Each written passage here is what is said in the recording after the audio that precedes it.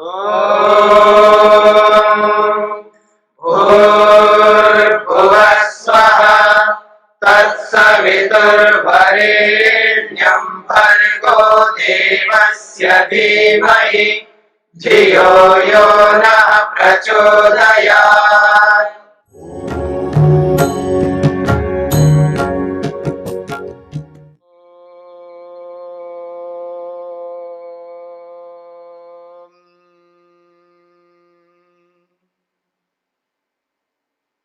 योग दर्शन के तृतीय पाद यानी विभूति पाद को लेकर के हम विचार कर रहे हैं। विभूति पाद के 17वें सूत्र पर विचार चल रहा है। शब्दार्थ प्रत्ययानाम इतरेतर अध्यासात संकरः तत्प्रविभाग संयमात् सर्वभूत रुत ज्ञानम। शब्द, वस्तु, वस्तु का ज्ञान, ये तीन चीजें हैं। शब्द, शब्द से जिस वस्तु को संकेत करते हैं वो वस्तु, और उस वस्तु से संबंधित ज्ञान, इन तीनों को कहा जा रहा है शब्द, अर्थ और ज्ञान। और इन तीनों का इतरेतर अध्यासात, ये तीनों इतरेतर का मतलब आपस में, तीनों परस्पर मिलकर, अध्यासात का मतलब है जुड़े रहते हैं। ये तीनों मिलजुल के जुड़े रहते हैं, अलग नहीं कर पाते हम। जब हम सुनते हैं तब इन तीनों को अलग करके नहीं समझ पाते हैं, तीनों को घुला मिला ही समझते हैं। इसको कहते हैं संकर। ये संकर है। और इस संकर को योगी क्या करते हैं, तत्प्रविभाग, उन तीनों को अलग अलग करके वो अनुभव करता है, जानता है। शब्द को अलग, वस्तु को अलग, और उस वस्तु से संबंधित ज्ञान को अलग।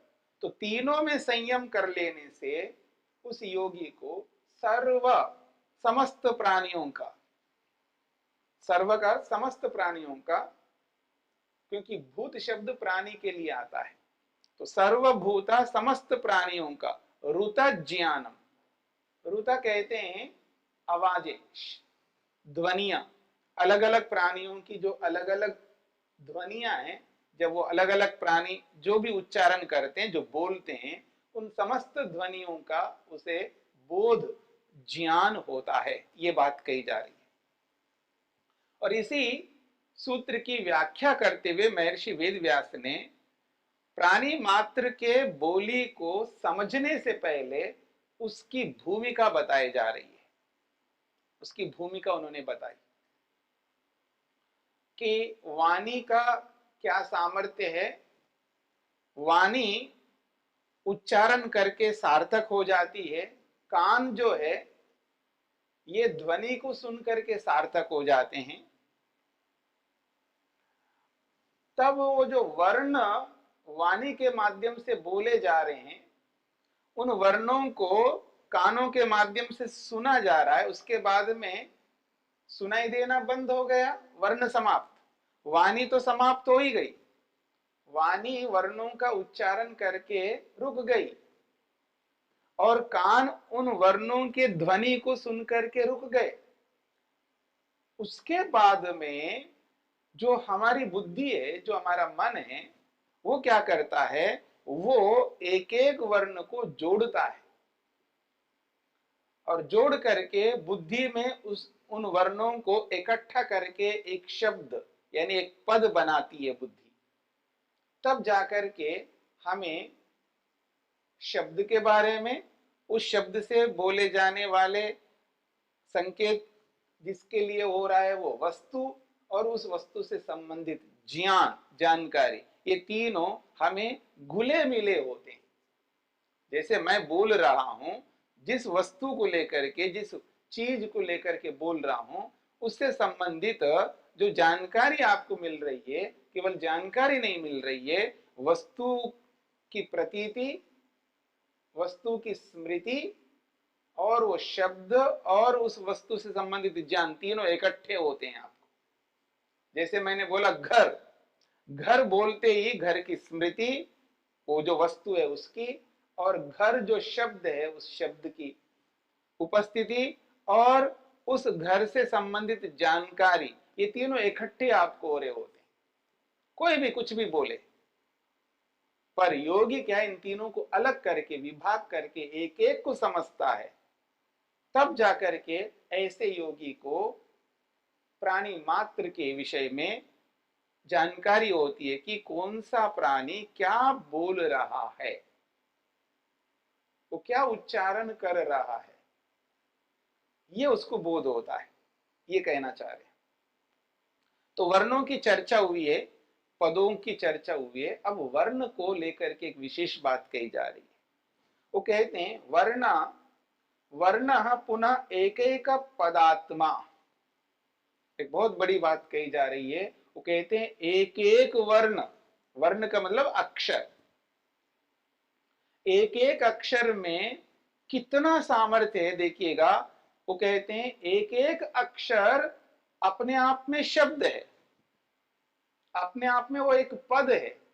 एक एक अक्षर, हर अक्षर में इतना सामर्थ्य है कि वो अपने आप में एक पद है, एक शब्द है। ये कहना चाह रहे हैं वर्ण पुनः एक एक पदात्मा। एक एक वर्ण अपने आप में शब्द है, पद स्वरूप है। और एक बात कही जा रही है, सर्व अभिधान शक्ति प्रचित, सर्व अभिधान शक्ति प्रचित, यानी सभी अर्थों को कहने का सामर्थ्य उस एक एक वर्ण में है। यानी कोई भी वर्ण आप लीजिएगा, उस वर्ण में समस्त दुनिया भर के पदार्थों को बताने का सामर्थ्य उस एक एक वर्ण में है। वर्णमाला में जो वर्ण है ना, हिंदी में कितने वर्ण हैं, अंग्रेजी में कितने वर्ण हैं, अन्यान्य अलग अलग भाषाओं में कितने वर्ण हैं, उसकी चर्चा ना करते हुए मैं संस्कृत में, संस्कृत व्याकरण की दृष्टि से कितने वर्ण हैं वो आपके सामने रख रहा हूं। तो संस्कृत की जो वर्णमाला है उसमें 63 अक्षर हैं, यानी 63 वर्ण है, 63 इतने वर्ण हैं।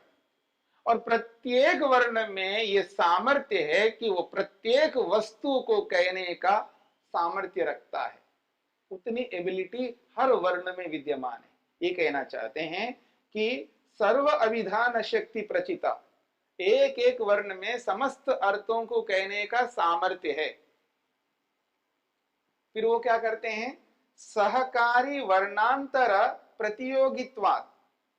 सहकारी का मतलब है सहयोगी, क्योंकि एक वर्ण दूसरे का सहयोगी बनता है और दूसरा वर्ण तीसरे का सहयोगी बनता है। ऐसे सभी वर्ण परस्पर एक दूसरे के सहयोगी बनते, तब जाकर के पद बनता है, तब जाकर के पदों को मिलाकर के वाक्य बनता है, वाक्यों को मिलाकर के एक पैराग्राफ बनता है, और एक एक पैराग्राफ को मिलाकर के एक पेज, एक पृष्ठ बनता है, और एक एक पेज मिलकर के एक बहुत बड़ी पुस्तक बनती है। तो इस रूप में ये कहना चाह रहे हैं कि एक एक वर्ण, एक एक अक्षर अपने आप में पद स्वरूप है, शब्द स्वरूप है, और एक एक वर्ण प्रत्येक वस्तु को बताने का सामर्थ्य, शक्ति रखता है, एक एक वर्ण। और सहकारी वर्णांतर प्रतियोगित्वात्, यद्यपि वो सहयोगी वर्ण है दूसरे, पर प्रतियोगी भी है, विरोधी भी है। क्योंकि जैसे मैं बोलूं ककार, यानी का के बाद में खा है, और ये दोनों एक दूसरे को सहयोग तो करते हैं लेकिन एक दूसरे से विरोधी भी है। अगर एक ही वर्ग के ना बोलूं, मैं का बोलूं और च बोलूं, या प बोलूं या ता बोलूं, क च ट त प, इतने अक्षर है। मान लीजिए क ककार, च चकार, ट टकार, त तकार, प पकार, क च ट त प। तो ये सब एक दूसरे के सहयोगी तो बनते हैं, परस्पर एक दूसरे के विरुद्ध भी है, क्योंकि का अलग स्वरूप का है, च अलग स्वरूप का है। का का जो उच्चारण होता है वो कंठ से होता है, और चा का जो उच्चारण होता है वो तालु से होता है। सब अपने अपने वर्ण अलग अलग स्थानों से बोले जाएंगे, तो परस्पर एक दूसरे के सहयोगी होते हुए भी परस्पर एक दूसरे के विरोधी भी है। विरोधी इस रूप से है क्योंकि उनका अपना स्थान है। ककार का अपना स्थान है, चकार का अपना स्थान है, तकार का अपना स्थान है, तकार का अपना स्थान है, और पकार का अपना ही अलग स्थान है। सबके अपने अपने स्थान है। तो एक दूसरे के सहयोगी बनते हुए एक दूसरे के विरोधी भी है, ये भी कहना चाह रहे हैं। सहकारी वर्णांतर प्रतियोगित्वाद वैश्वरूप्यम इव आपन्ना, ये एक दूसरे के सहयोगी भी बनते हैं और परस्पर स्वरूप में एक दूसरे के विरोधी होते हुए, परस्पर एक दूसरे के सहयोगी करते हुए अपने अपने स्वरूप में एक दूसरे के विरोधी होते हुए वैश्वरूप्यम, विविध स्वरूपों को प्राप्त होते हैं। मतलब एक एक वर्ण, एक एक अक्षर विविध स्वरूप को प्राप्त होते हैं। जब रामचंद्र बोले तो रामचंद्र स्वरूप में प्राप्त होंगे, कृष्ण बोलेंगे तो कृष्ण के स्वरूप में प्राप्त होंगे, या आप कोई भी शब्द बोलिए, कोई भी वस्तु के विषय में बोलिएगा, ये विविध स्वरूपों को प्राप्त होते हैं। अक्षर वही है। देखिए 63 अक्षर हैं, 63, और ये 63 अक्षर जो है दुनिया भर के वस्तुओं को बताने में सक्षम है। मतलब कोई ऐसी वस्तु नहीं है, अनगिनत वस्तुएं, असंख्य वस्तुएं हैं, अनलिमिट है वस्तुओं की, लिमिटेशन नहीं है। इतने अनलिमिट वस्तुओं को बताने का सामर्थ्य केवल 63 अक्षरों में। तो इसलिए कहना चाह रहे हैं वैश्वरूप्यम इव आपन्ना, ये विविध स्वरूपों को प्राप्त हुआ है। फिर कहा पूर्वश्च उत्तरेण उत्तरश्च पूर्वेण, कहते हैं पूर्व वर्ण उत्तर वर्ण के साथ जुड़ जाता है और उत्तर वर्ण पूर्व वर्ण के साथ जुड़ जाता है। यानी एक दूसरे के साथ ये इस तरह जुड़ते हैं जैसे कोई भाई बहन हो, कोई पति पत्नी हो, कोई गुरु शिष्य हो, कोई माता पुत्र हो, कोई पिता पुत्री हो। जैसे ये लोग मिलते हुए जुड़ते रहते हैं, ये मिलकर के रहते हैं, ऐसे ही ये अक्षर भी, ये वर्ण भी पूर्व वाला उत्तर वाले के साथ, उत्तर वाला पूर्व वर्ण के साथ ऐसे मिलकर के रहते हैं जैसे हम अपने रिलेशन में जिन लोगों के साथ जुड़ के रहते हैं। तो यही कहना चाह रहे हैं पूर्वश्च उत्तरेण उत्तरश्च पूर्वेण, ऐसे जुड़ करके विशेषे अवस्थापिता, और विशेष रूप से वो अवस्थित होते हैं। यानी कौन सा अक्षर किस अक्षर के साथ जुड़ना चाहिए। कोई भी अक्षर किसी के साथ यूं ही नहीं मिलता है। मतलब किस अक्षर को किस अक्षर के साथ मिलाने से और किस अर्थ को वो संकेत करेगा, और किस विशेष अर्थ को संकेत करेगा, किस सामान्य अर्थ को संकेत करेगा, किस निकृष्ट अर्थ को संकेत करेगा, किस उत्कृष्ट अर्थ को संकेत करेगा। तो यही कहना चाह रहे हैं ये एक दूसरे के साथ ऐसे मिले रहते हैं, ऐसे जुड़े रहते हैं जैसे हम अपने रिलेशन में जुड़े रहते हैं। उसी प्रकार विशेष रूप से मिल करके और विशेष अर्थों को उपस्थित करते हैं, प्रस्तुत करते हैं। इत्येवं बहवो वर्णा क्रमानुरोधिनो अर्थ संकेतेन अवच्छिन्ना ईयंत, कह रहे हैं इति एवं, इस प्रकार से बहवो वर्णा, बहुत सारे वर्ण, बहवो वर्ण बहुत सारे यानी 63 वर्ण है, 63 वर्ण है। ये सारे के सारे वर्ण क्रमानुरोधिना, क्रम पूर्वक, किस क्रम से किस अक्षर को स्थापित करना, एक दूसरे के साथ मिलाना है, उसी क्रम के अनुसार वो एक दूसरे के साथ सहयोगी बनते हुए अर्थ संकेतेन अवच्छिन्ना, अर्थ को संकेत करने के लिए वो अक्षर, वो वर्ण मिल जाते हैं, जुड़ जाते हैं। फिर कहते हैं इयंता एते सर्वाभिधान शक्ति प्रवृता, और ईयंते एते, एते ये जो सारे वर्ण, इतने वर्णों को मिलाने पर, इतने का मतलब है कहीं 2 वर्णों को मिलाने पर, कहीं 4 वर्णों को मिलाने पर, कहीं 6 वर्ण, जहां जहां जैसी आवश्यकता है उस प्रकार ईयंते एते, इतने इतने वर्ण सर्वाभिधान शक्ति परिवृता, सभी अर्थों को कहने की शक्ति रखते हैं। मतलब इतने इतने वर्ण, कहीं 2, कहीं 3, कहीं 4, कहीं 5, कहीं कितने ही ऐसे इतने इतने वर्ण मिलकर के सभी अर्थों को कहने की शक्ति रखते हैं, सामर्थ्य रखते हैं।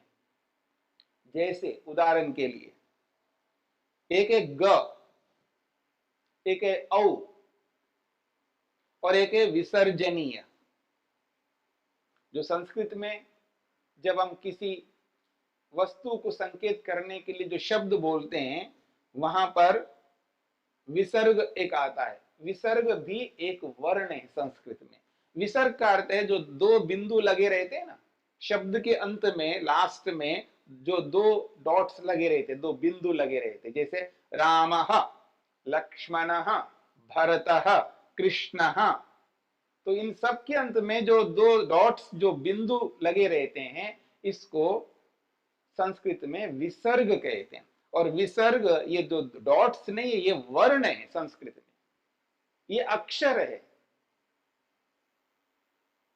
तो कहते हैं जैसे मैं कहूं गौ, ये एक शब्द है गौ।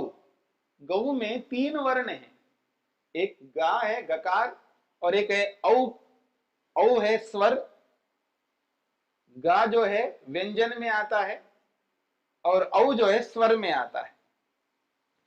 फिर एक है विसर्ग, ये भी एक अक्षर है।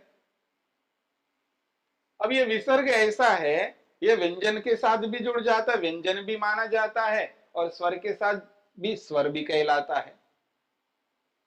2 स्वभाव है इसके अंदर, ये व्यंजन भी है और स्वर भी है। तो गौ में 3 शब्द हो गए, यानी 3 अक्षर हो गए। 3 अक्षरों को मिलाने पर एक शब्द, एक पद बना है गौ। तो कह रहे हैं गकार औकार विसर्जनीय। जब अक्षर होते हैं, कोई भी अक्षर, उन अक्षर के लिए अंत में कार कार जोड़ते, जैसे गा में कार जोड़ो गकार, गकार। औ में कार जोड़ दो औकार,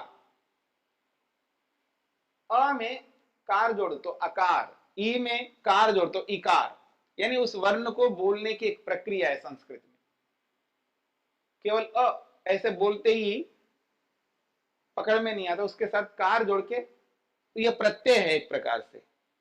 यानी उस अत्तु को, उस आ को बताने के लिए एक प्रत्यय जोड़ करके बताया गया, अकार, ककार, गकार, इकार, उकार, लकार, पकार, ऐसे। तो यहां इसलिए कहा है गकार, और औ के साथ में कार जोड़ा तो औकार। फिर विसर्ग के साथ में कहीं किसी में कुछ और जोड़ते हैं, यहां पर विसर्ग को दूसरा नाम दिया है विसर्जनीय। ये व्याकरण में विसर्ग को विसर्जनीय भी कहते हैं, उसका नाम है। विसर्ग एक नाम है, और दूसरा उसी विसर्ग का दूसरा नाम है विसर्जनीय। तो कह रहे हैं विसर्जनीय यानी विसर्ग। तो ग और औ और विसर्जन, इन तीनों को मिलाएंगे तो गौ बनता है। और इस गौ शब्द के बोलने पर, वक्ता जो बोलने वाला गौ शब्द बोल रहा है, गौ बोलते ही सुनने वालों को केवल शब्द ही समझ में नहीं आता, शब्द के साथ अर्थ भी समझ में आता है, अर्थ के साथ उस अर्थ का ज्ञान भी समझ में आता है। तीनों समझ में आते हैं, तीनों बुद्धि में एक साथ बैठ जाते हैं। गौ ऐसा बोलते ही गौ शब्द भी समझ में आ रहा है उसको, गौशाला में खड़ी गाय जो है वो भी समझ में आ रही है, और उस गाय से संबंधित जो जानकारी है वो भी समझ में आ रही है। तीनों इकट्ठा समझ में आ रहे हैं। इसी को कहते हैं इतरेतर अध्यास। ये तीनों एक दूसरे के साथ घुल मिल गई, और जब तीनों घुल मिल गए तो इसी को कहते हैं संकरा। संकर है मतलब शब्द, वस्तु और ज्ञान तीनों घुल मिल गए हैं, इसी का नाम संकर है, इसी को मोटी भाषा में खिचड़ी कहते हैं। संकर शब्द को हिंदी में खिचड़ी बोलते हैं और संस्कृत में उसको संकरः कहेंगे। तो यही कहना चाह रहे हैं कि जब हम शब्दों का उच्चारण करते हैं, किन्हीं पदों का उच्चारण करते हैं, किन्हीं वाक्यों का उच्चारण करते हैं, तो यहां पर वो जो उच्चारण हो रहा है, उच्चारण में केवल पद का उच्चारण नहीं हो रहा है, अक्षरों का ही उच्चारण हो रहा है। कोई भी पद का उच्चारण नहीं करता, वाक्य का उच्चारण नहीं करता है, अक्षरों का ही उच्चारण करता है। फिर अक्षर ही ध्वनि के रूप में कानों से सुनाई देते हैं। अब जो अक्षर वाणी के माध्यम से अभिव्यक्त प्रकट हुए हैं और कानों के माध्यम से ध्वनि के रूप में जो सुनाई दिया है, अब इनको जो हमने बोला है, इनको आप क्या करते हैं, सुनने वाला क्या करते हैं, सुनने वाले क्या करते हैं, उन एक एक अक्षर को जोड़ते हैं और जोड़ करके फिर पद बनाते हैं। बुद्धि में, मन में उन एक एक अक्षर को जोड़ करके, इकट्ठा करके, एक साथ जोड़ करके गकार को, औकार को, विसर्जनी को आप पास में स्थापित करते मन में, फिर उसको एक शब्द, एक पद बनाते हैं, फिर उसको समझते हैं। और ये प्रक्रिया इतनी स्पीडली होती है, इतनी तेजी से होती है, जो हमको पकड़ में नहीं आती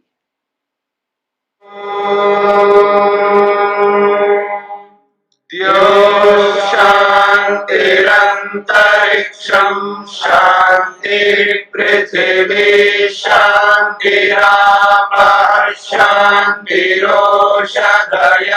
शान्तिः वनस्पतयः शान्तिर्विश्वे देवाः शान्तिर्ब्रह्म शान्ति सर्वं शान्ति शान्तिरेव शान्ति क्षमा शान्तिरेधि ॐ शान्ति शान्ति शान्ति।